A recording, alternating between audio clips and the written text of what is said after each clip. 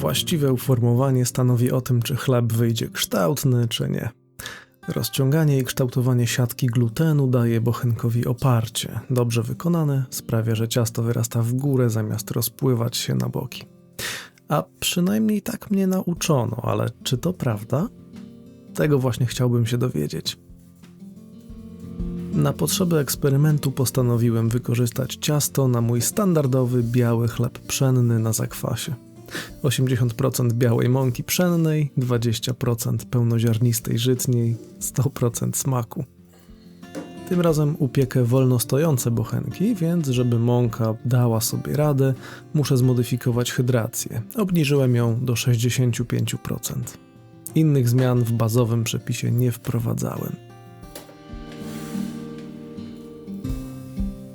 Oto warunki eksperymentu. Zmieniam tylko jedną zmienną. Doskonale wiem, że inne wartości pozostałych zmiennych, jak temperatura pieczenia lub hydracja ciasta, mogłyby zmienić ostateczny wynik. Jakie inne eksperymenty mogę przeprowadzić w przyszłości? Dajcie znać w komentarzach.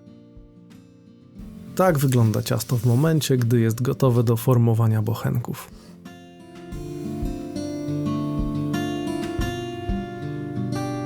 Zanim je podzielę, przygotowuję 3 foremki, które zastąpią koszyki do wyrastania. Wykładam je ścierkami o ciasnym splocie. Prawdziwych koszy do wyrastania nie mam, bo zwykle piekę w keksówkach. Z pomocą wagi dzielę ciasto na 3 części o równej masie. Jedna będzie próbą kontrolną, uformuję ją jak zwykle. Drugą poddam tylko formowaniu ostatecznemu, ale bez wstępnego. Ostatnia nie będzie w ogóle formowana.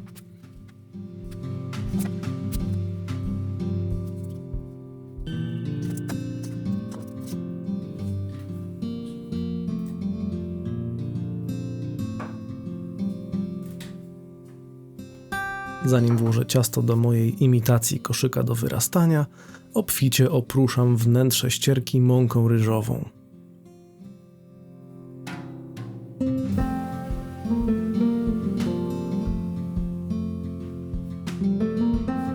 Następnie wkładam do środka kawałek ciasta.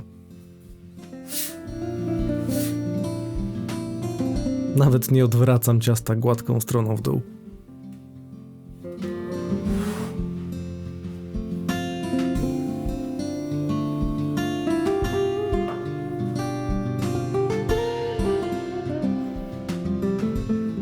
Bochenek trafia do pojemnika. Zapobiegnie to wysychaniu ciasta podczas garowania. Teraz czas na drugi bochenek. Uformuję go ostatecznie.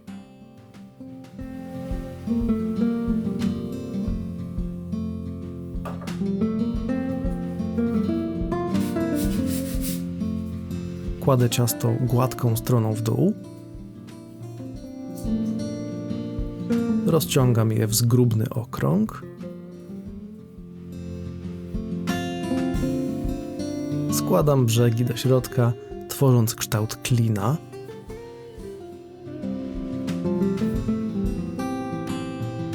I zwijam.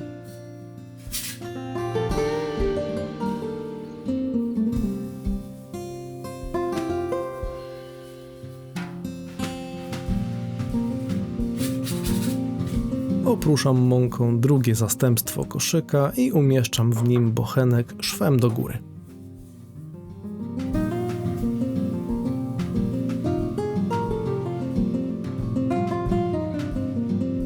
Próba kontrolna będzie formowana wstępnie. Zawijam brzegi do środka, obracam i nadaję kształt ciasnej kulki.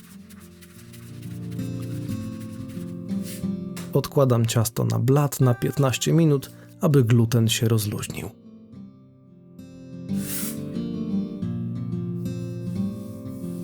Po 15 minutach formuję bochenek ostatecznie.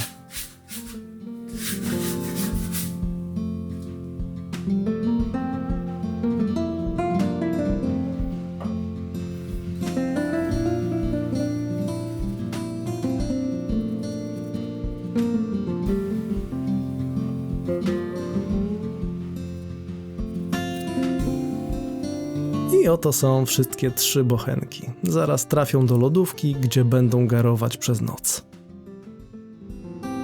A tak wyglądają po 12 godzinach garowania w lodówce.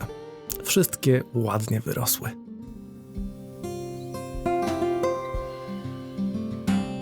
Najpierw piekę chleb bez formowania.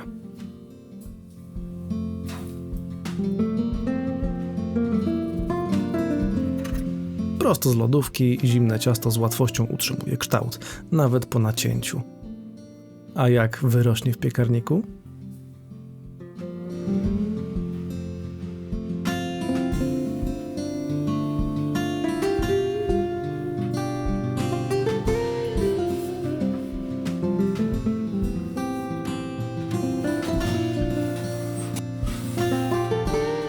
Chleb wyszedł z piekarnika i ze zdziwieniem stwierdzam, że nie rozszedł się na boki tak jak oczekiwałem. Ciekawe. Cóż, czas na drugi bochenek. Ten był tylko formowany ostatecznie.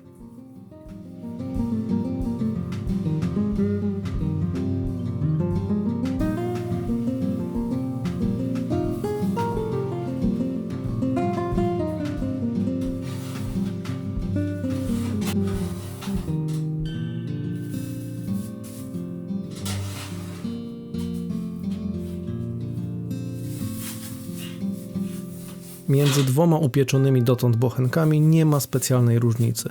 Czas upiec próbę kontrolną.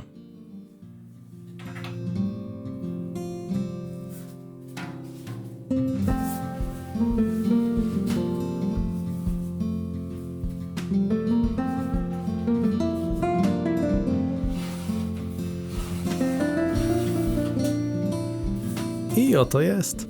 Prawdę mówiąc, nie widzę większej różnicy między wszystkimi 3 bochenkami. Pozwolę im się schłodzić na kratce i przekroję je później.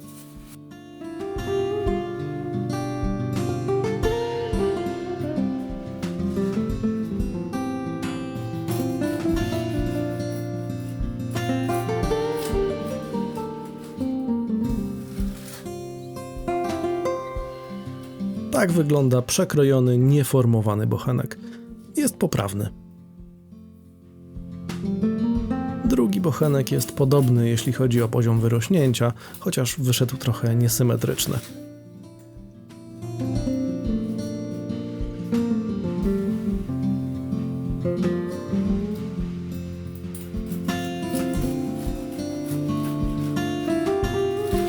I próba kontrolna. Ten bochenek wygląda idealnie. Tak wyglądają wszystkie 3 obok siebie. Próba kontrolna jest najlepsza, ale generalnie nie ma wielkich różnic między wszystkimi bochenkami. Zastanawiające.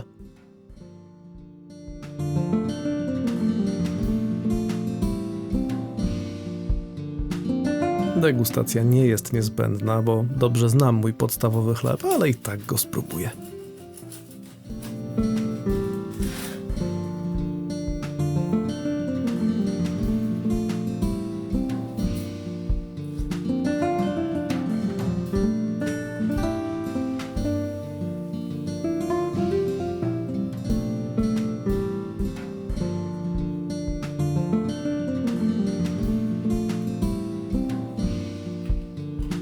Ma chrupiącą skórkę, jest pachnący i bardzo smaczny, jak zwykle.